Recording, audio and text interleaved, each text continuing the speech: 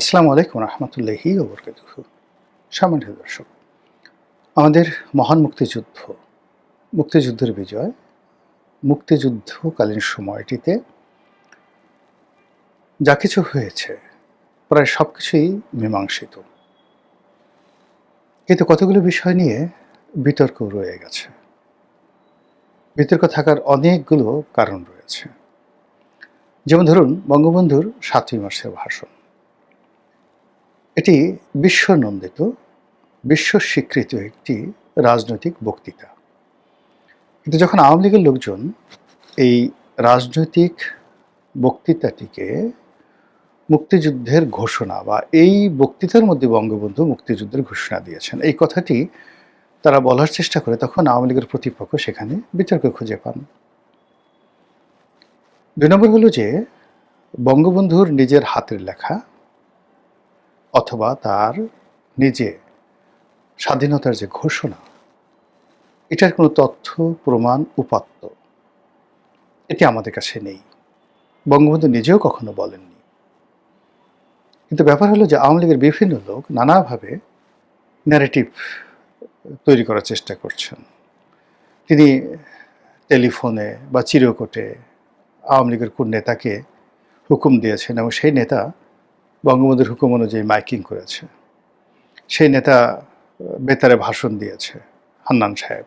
এরকম কথাবার্তা বলার চেষ্টা করছে, যেগুলো আসলে জনগণ শোনেননি ওইভাবে ন্যাশন ওয়াইড এবং ওইভাবে অ্যাকসেপ্টেড হয়নি, ফলে ওটা নিয়ে বিতর্ক রয়ে গেছে।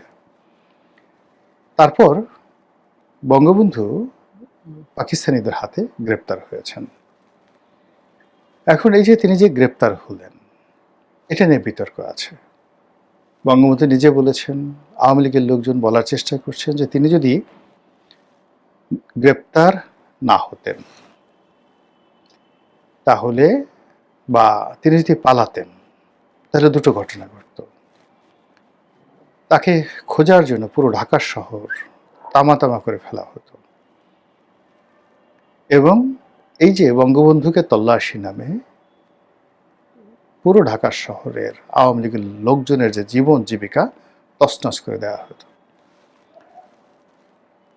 দ্বিতীয়ত হলো যে বঙ্গবন্ধু যদি পালাতেন, ওই অবস্থাতে পাকিস্তান সেনাবাহিনী যদি তাকে গুম করত, খুন করে ফেলতো এবং বলতো তিনি পালিয়ে গেছেন, কি করতেন?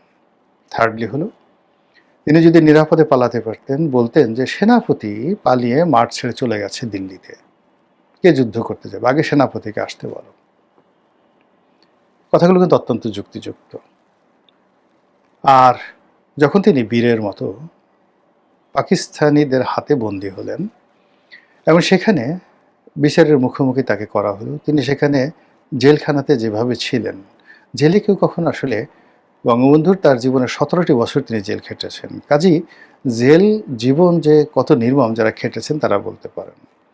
তো এই বিষয়গুলো নিয়ে আওয়ামী লীগের যারা লোকজন রয়েছে তারা ন্যারেটিভ তৈরি করতে না পারার কারণে বা কথাগুলো সুন্দরভাবে বলতে না পারার কারণে বা অনেক বিষয়ের সাথে, বাস্তবতার সাথে অবাস্তব কিছু বিষয় যুক্ত করার কারণে পুরো প্রক্রিয়াটিতে বঙ্গবন্ধু পরিবার, মুক্তিযুদ্ধ, স্বাধীনতার ঘোষণা, ৭ই মার্চের ভাষণ সব নিয়ে প্রতিপক্ষরা এখানে বিতর্ক করার সুযোগ পাচ্ছে। একইভাবে বঙ্গবন্ধুর নির্মম হত্যাকাণ্ডের পরে যে রাজনৈতিক প্রতিকূল পরিবেশ তৈরি হলো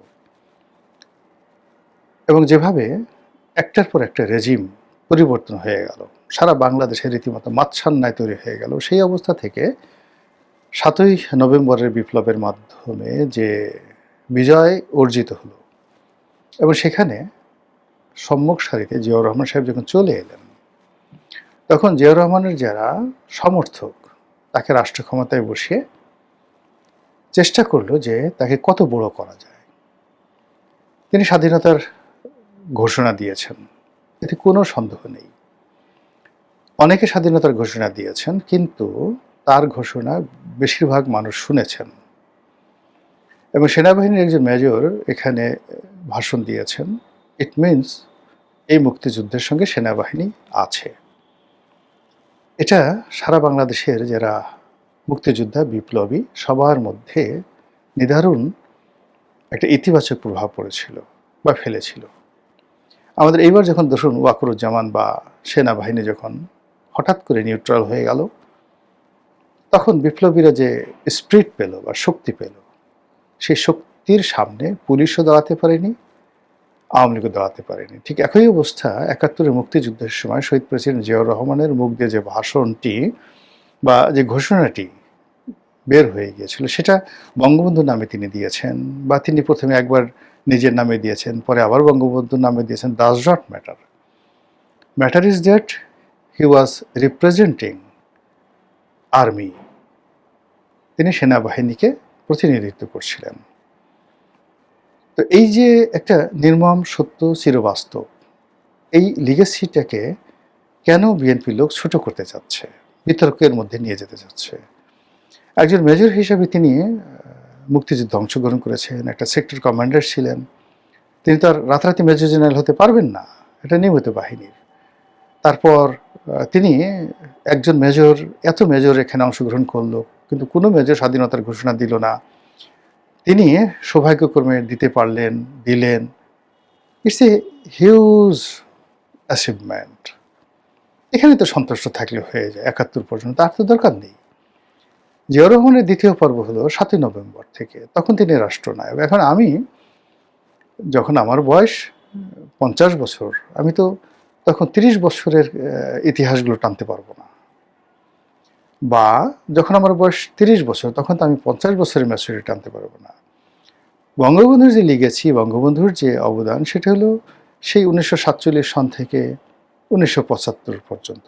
তো সেখানটা আসলে Ziaur Rahman one of the top 100-এর মধ্যেও, ওই তৎকালীন রাজনৈতিক প্রেক্ষাপট, সেই প্রেক্ষাপটের মধ্যে ওয়ান অফ দ্য 100, মানে রাজনীতির মধ্যে তো পড়েনি না, ইভেন রাষ্ট্রের যে গুরুত্বপূর্ণ ব্যক্তি, সেই গুরুত্বপূর্ণ ব্যক্তিদের মধ্যে ১০০ জনের মধ্যে জিয়াউর রহমান 1975 পর্যন্ত আপনি তাকে ঢুকাতে পারেন না। ঢুকাতে গেলেই জিয়াউর রহমান ছোট হয়ে যাবে। কিন্তু নভেম্বর মাসের 7 তারিখে থেকে তিনি তো নাম্বার 1। এই নাম্বার 1 মানুষটিকে যদি আপনি ৭৫-এর আগে নিয়ে যে কোনো ছেলে তাকে ১০০ জনের মধ্যে, ৫০০ জনের মধ্যে ঢুকাতে চান, তাহলে এই ১ নম্বর মানুষটিকে ছোট করা হয়। এই ছোট জিনিসটা কেন বিএনপির লোকজন বুঝছে না? তো যেটা বলছিলাম, যে বিএনপি যে কয়বারই ক্ষমতায় এসছে, তারা এই জিয়াউর রহমানকে নিয়ে বারবার ভুল করেছেন, জিয়াউর রহমানকে বিব্রত করেছেন, ছোট করেছেন, এবং নিজেরা ক্ষতিগ্রস্ত হয়েছেন বারবার। একইভাবে আওয়ামী লীগ যে কয়বার ক্ষমতায় এসছে, প্রত্যেকবারই মানব থেকে মহামানব বানানোর প্রচেষ্টা। যে কাজ বঙ্গবন্ধু করেননি, যে কাজ তার পক্ষে করা সম্ভব ছিল না, আর যে কোয়ালিটিগুলো তার ছিল না, সেইগুলোকে বঙ্গবন্ধুর মধ্যে ঢুকিয়ে তাকে নেপোলিয়ন বোনাপার্ট বানানো, তাকে জুলিয়াস সিজার বানানো, তাকে আলেকজান্ডার দ্য গ্রেট বানানোর যে চেষ্টা, সেই চেষ্টার ফলে বঙ্গবন্ধুর ক্ষতি হয়েছে, আওয়ামী লীগের ক্ষতি হয়েছে। কিন্তু এখনো পর্যন্ত, টিল টুডে, আজকের দিন পর্যন্ত আওয়ামী লীগের কোনো লোকের এই বিষয়ে আক্কেল হয়নি, আক্কেল দাঁতই উঠেনি। আওয়ামী লীগের যেভাবে বঙ্গবন্ধুর সম্পর্কে আক্কেল দাঁত উঠেনি, বিএনপির একইভাবে মানে জিয়াউর রহমান সম্পর্কে তাদের আক্কেল দাঁত উঠেনি। যদি উঠতো, তাহলে এই যে ১৭ বছর পরে তারা ক্ষমতায় ফিরে আবার সেই পুরনো বিরোধ। তিনি স্বাধীনতার ঘোষণা দিয়েছেন, তিনি শুধু ঘোষক নন, স্বপ্রণোদিত হয়ে দিয়েছেন। তাকে কেউ নির্দেশনা দেয়নি, তিনি নিজের থেকে উদ্বুদ্ধ হয়ে পুরো জাতির নেতৃত্ব দেওয়ার মানুষে নিজেকে প্রেসিডেন্ট হিসেবে, গণপ্রজাতন্ত্রী বাংলাদেশ সরকারের প্রেসিডেন্ট হিসেবে তিনি ঘোষণা দিয়েছেন। তিনিই স্বাধীনতা, তিনিই সব, তিনিই মুক্তিযুদ্ধ, তিনিই নেতা, তিনিই পিতা, তিনিই এই বাংলাদেশ রাষ্ট্রের স্রষ্টা। আমি অনেক আগে লিখেছিলাম, 2000 সম্ভবত 14 বা 15 সনে নয়া দিগন্ত একটা লেখা লিখেছিলাম যে বঙ্গবন্ধুকে নিয়ে যেভাবে জাতির পিতা, জাতির পিতা, জাতির পিতা, ইভেন শেখ হাসিনা, তিনি যদি বিনয়ের সাথে বলতেন যে আমার বাবা বা আমার পিতা বা আমার পিতা শেখ মুজিবুর রহমান, ইট ওয়াজ সো ডিসেন্ট, এত ভালো লাগতো সে কথাগুলো।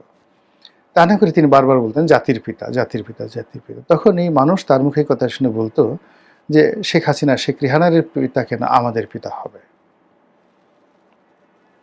আবার এখন দেখুন তারেক রহমান সাহেব তার একটা ভালোতে সে কিন্তু এখনো পর্যন্ত এই ৩৫ বা ৪০ দিনের যে তার ক্ষমতা এখনো পর্যন্ত আমার পিতা বা আমার মাতা এগুলো বলেননি। তো যেটা বলছিলাম যে নয়া দিগন্তে তখন আমি একটা লেখা লিখেছিলাম যে তারেক রহমান সাহেব যখন ক্ষমতায় আসবেন আগামীতে তিনি এই কাজটি করতে পারেন বা করবেন। তিনি দেখা গেল যে বাঙালি জাতির পিতা হিসেবে বঙ্গবন্ধু শেখ মুজিবুর রহমানের নাম তিনি বললেন যে হ্যাঁ, বাঙালির হাজার বছর ইতিহাসে এই যে বাঙালি প্রথম ৭১ সনে একটা জাতিসত্তা গঠন করেছে, সেই জাতির ভিত্তিতে একটা রাষ্ট্র হয়েছে, সেই রাষ্ট্রের যে জাতিসত্তা সেই জাতিসত্তার পিতা হিসেবে Sheikh Mujibur Rahman, okay we do agree. কিন্তু বাংলাদেশ নামক যে রাষ্ট্রটি সেই রাষ্ট্রটি তো ৭৫ 15 আগস্টের পরে তছনছ হয়ে যেতে পারত। এই রাষ্ট্র গঠনে শেখ মুজিবুর রহমানের পরে শহীদ প্রেসিডেন্ট জিয়াউর রহমানের ভূমিকা আছে। কাজেই তিনি তাকে বললেন যে বাংলাদেশ নামক রাষ্ট্রটি যেটা বাংলাদেশে জাতীয়তাবাদ, সেই বাংলাদেশি জাতীয়তাবাদের জনক হলেন, জাতির পিতা হলেন জিয়াউর রহমান। এই কথাটা কিন্তু আমি লিখেছিলাম। এখন সেই কথা তিনি পড়েছেন কিনা, তার লোকজন পড়েছেন কিনা, কিন্তু অবস্থা দৃষ্টে মনে হচ্ছে যে এখন বাংলাদেশি জাতীয়তাবাদের পিতা হিসেবে জিয়াউর রহমান সাহেবকে ঘোষণা করাটা সময়ের ব্যাপার। তা না হলে আবার সেই পুরনো স্বাধীনতার ঘোষক, তারপর সেই মহান মুক্তিযুদ্ধে জিয়াউর রহমানের সেই অবিসংবাদিত ভূমিকা, এটাকে সামনে এনে কেন অন্যকে ছোট করার চেষ্টা করা হচ্ছে? এই লক্ষণ বিএনপির জন্য ভালো না। যারা এই কাজগুলো করছে আমরা সবাই তাদেরকে চিনি। গত ১৭ বছর তারা কেউ বুক ফুলিয়ে চলতে পারেননি, উচ্চস্বরে কথা বলতে পারেননি, আর এখন একটা সুযোগ পেয়ে তারা যা মুখে আসে তাই বলে চলছেন। তো কাজে আমি বলবো, সবাইকে বলবো যে ইতিহাসের একটা স্বাভাবিক গতি আছে এবং সেই গতি অনুযায়ী ইতিহাসকে তার আপন পথে চলতে দেওয়া উচিত এবং সেই পথে, সেই ইতিহাসের বাঁকে একটি সুন্দর জায়গা আছে জিয়াউর রহমান সাহেবের জন্য, সুন্দর জায়গা আছে বঙ্গবন্ধু শেখ মুজিবুর রহমানের জন্য। ইতিহাসই নির্ধারণ করুক, আপনার আমার কিচ্ছু করার দরকার নেই। মহান আল্লাহ আমাদের সবাইকে হেদায়েত দান করুন এবং হেফাজত করুন। আসসালামু আলাইকুম ওয়া রাহমাতুল্লাহি ওয়া বারাকাতুহু।